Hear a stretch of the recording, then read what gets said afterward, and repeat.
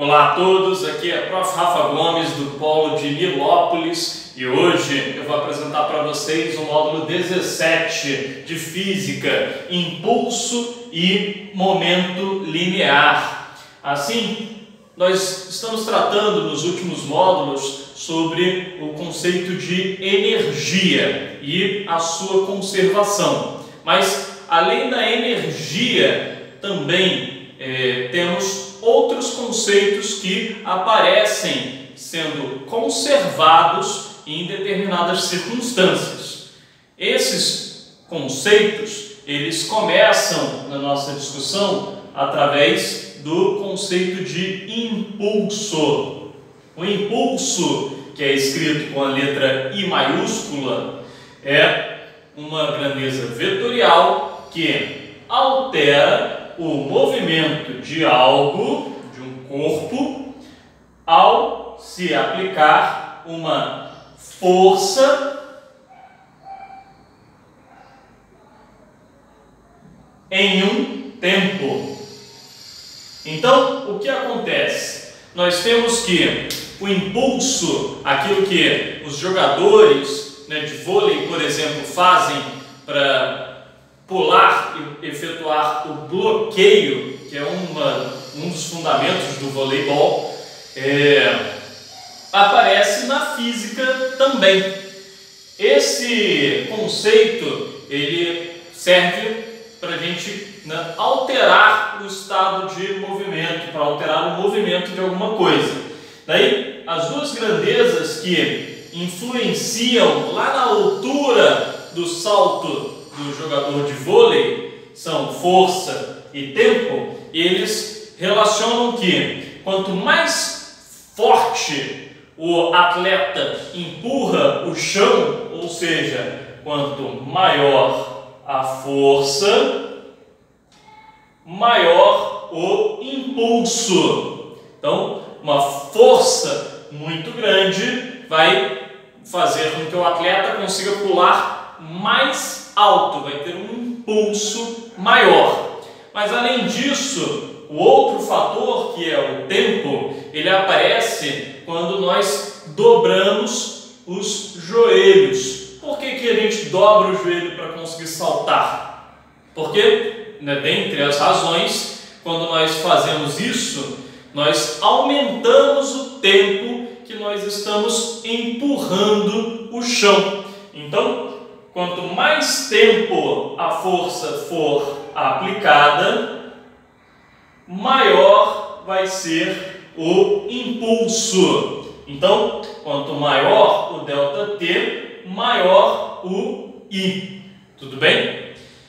A unidade de medida do sistema internacional que mede impulso é o produto das unidades padrão de força e de tempo. A unidade padrão de força é Newton, enquanto a unidade padrão de tempo é segundo. Então, essa grandeza é medida em Newton segundo. Legal? Uma vez que nós temos apresentado o conceito de impulso, nós podemos apresentar o conceito de quantidade de movimento. A quantidade de movimento é uma grandeza definida pelo produto da massa e da velocidade. Então, o que acontece? A quantidade de movimento, que vai aparecer aqui como m de massa vezes v de velocidade.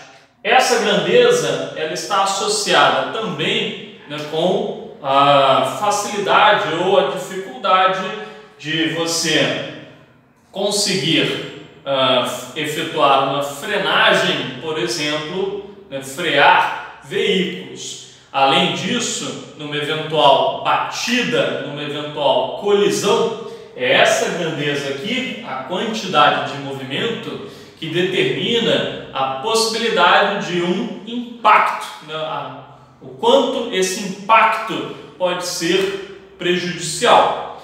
Dentre aqui os seus fatores, o fator massa, por exemplo, justifica por que caminhões, ao efetuarem uma batida, causam muito mais estrago do que veículos leves, como motos e bicicletas. Mas também temos na velocidade a influência deste impacto. Afinal, aqui no Rio de Janeiro principalmente, nós temos projéteis que ao atingirem até mesmo paredes de concreto, conseguem realizar um estrago grande, justificando a relação de quanto maior a velocidade, maior a quantidade de movimento.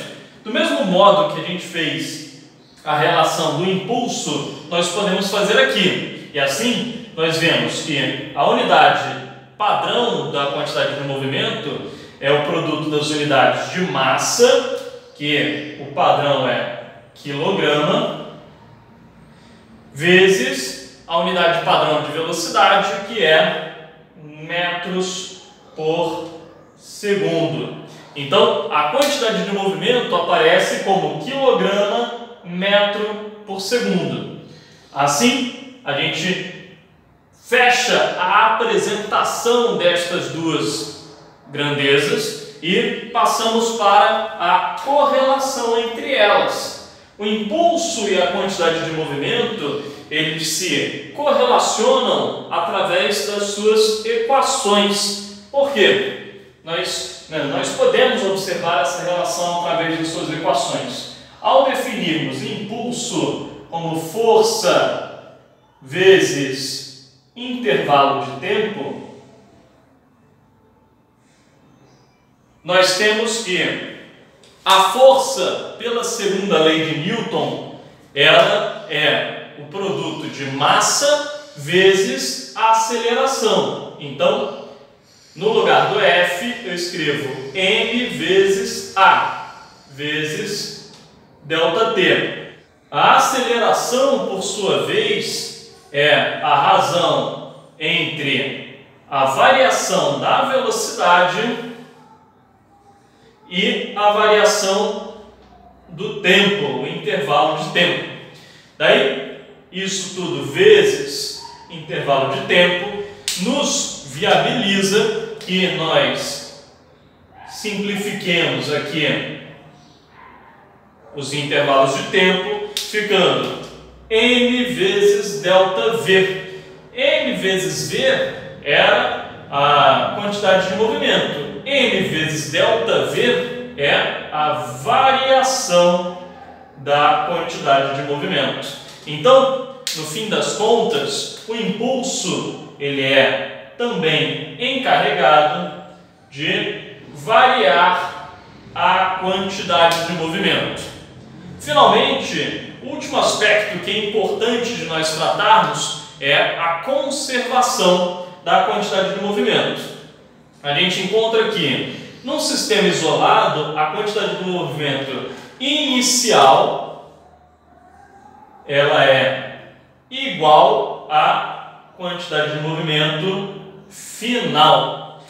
Portanto, se o sistema ele só está interagindo com ele mesmo, nós encontramos que o Q inicial é igual ao Q final. Assim, quando nós vemos um acidente, nós sabemos que os corpos envolvidos naquela colisão, eles conservam a quantidade de movimento. Então, nós vemos que a quantidade de movimento sendo conservada, jogos como o bilhar, eles mostram que as bolas, ao colidirem umas com as outras, elas podem compartilhar ou transferir a quantidade de movimento entre si. Mas a quantidade de movimento total daquele sistema, daquele conjunto de bolas, é constante, é conservado. Bom, pessoal, além disso, tem algumas questões que eu queria colocar aqui para vocês como sugestão para vocês praticarem já com questões Enem.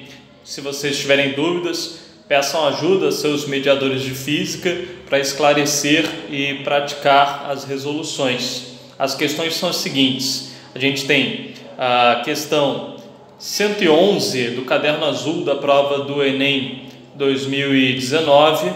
Temos também a questão número 99 do caderno azul do Enem 2017, que é uma questão de impulso.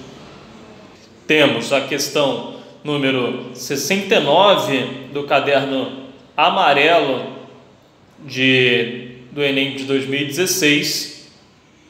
É isso. Bom, pessoal, é isso. Eu espero que vocês tenham entendido. Qualquer dúvida, procurem seus mediadores e procurem resolver alguns exercícios para praticar o conteúdo dessa aula de hoje. Um abraço e até a próxima.